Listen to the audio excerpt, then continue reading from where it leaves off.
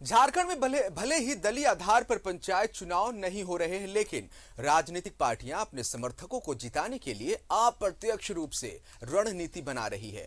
BJP में भी कई स्तर पर काम हो रहे हैं। इस रिपोर्ट को देखिए। पर पंचायत चुनाव नहीं हो रहे हैं, पर परोक्ष रूप से सभी दल अपने अपने लोगों को जीत दिलाने के लिए रणनीति बना रहे हैं। इसका प्रबंधन बहुत ही सूक्ष्म स्तर पर हो रहा है। पार्टी के प्रमुख नेता राज्य से लेकर जिलों में भ्रमण कर आपसी सहमति बनाने की कोशिश कर रहे हैं। प्रदेश स्तर पर पार्टी के नेता सभी को काम पर लगाए हुए हैं। लगातार पूरा प्रदेश नेतृत्व तो इसको लेकर चिंतित है।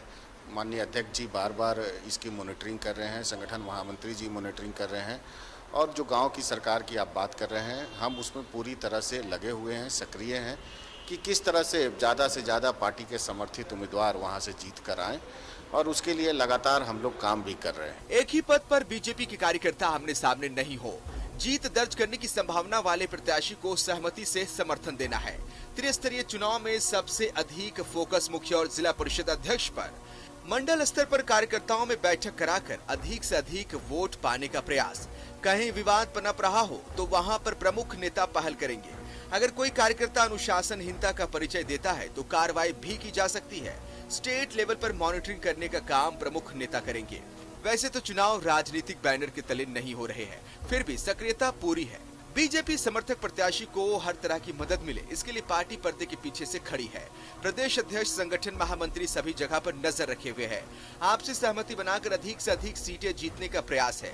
प्रदेश महामंत्री कहते हैं कि जनता इस सरकार के कामकाज को देख रही है, उसके समर्थित प्रत्याशी को सबक जरूर सिखाएगी। जो राज की स्थिति बनी हुई है, किसी छिपा हुआ है क्या?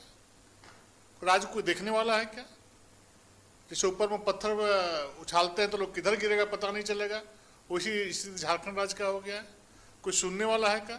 आज आप देखिए गांव में जो हमारी माताएं बहनें, चाहे जो हमारे भाई हैं, आज कार्यालय में जा रहे हैं नॉमिनेशन करने के लिए, तो जो देख रहे हैं लोग कि जीतने वाला है, तो उसको लोग षड्यंत्र करके किसी न किसी प्रकार का नुस्ख लगा करके उसको नॉमिनेशन से वंचित करने का काम कर रहे हैं। पंचायत चुनाव को लेकर पार्टी पूरी तरह गंभीर है।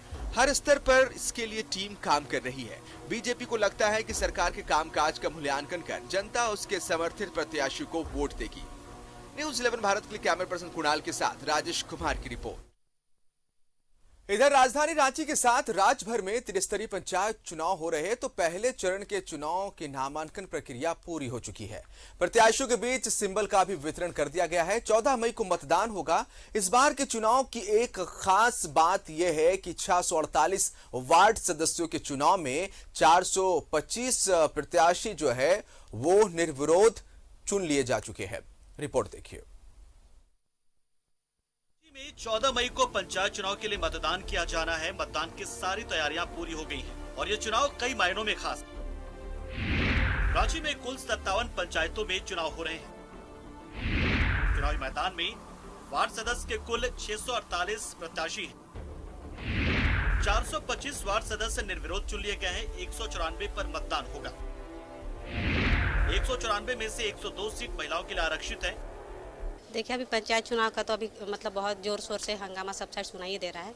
तो मतलब हम जो हैं वो चादाक पंचायत से पंचायत समिति के उम्मीदवार हैं, और मेरा मेन एजेंडा फोकस है इस बार कि जो 2 साल के दौरान जो लॉकडाउन हुआ है, जो शिक्षा व्यवस्था हमें जो हमारी चरमरा गई है, उनको मतलब दुरुस्त करना है। बच्चों को जो पिछड़े हैं, मतलब पढ़ाई लिखाई बिल्कुल छोड़ चुके हैं, उनको और मतलब स्कूल से जोड़ना है। मैं चुनाव जीत के पहले तो जनता का सेवा करूँगा। जो भी जनता का दिक्कतें हैं उसको मैं पूरा करूंगा। पहला बात है कि बहुत कोई का इंदिरा आवास नहीं मिला है, इंदिरा आवास दिलाने का काम करूंगा।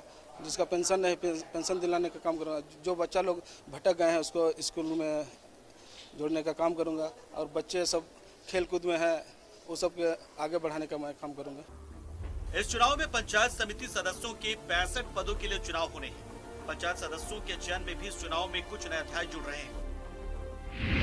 8 पंचायत सदस्य निर्विरोध चुने गए हैं। 8 में से 7 महिला और एक अन्य कोटे के उम्मीदवार। 57 पदों पर ही होगा 14 मई को मतदान। चुनावी सरगर्मी तेज हो गई। ऐसे में निर्विरोध चुनाव ने कुछ हद तक चुनाव को आसान कर दिया है। अब देखना होगा कि 14 मई को क्या रिजल्ट आता है। न्यूज़ 11 भारत के लिए रांची से कैमरा पर्सन राजा के साथ इमरान की रिपोर्ट।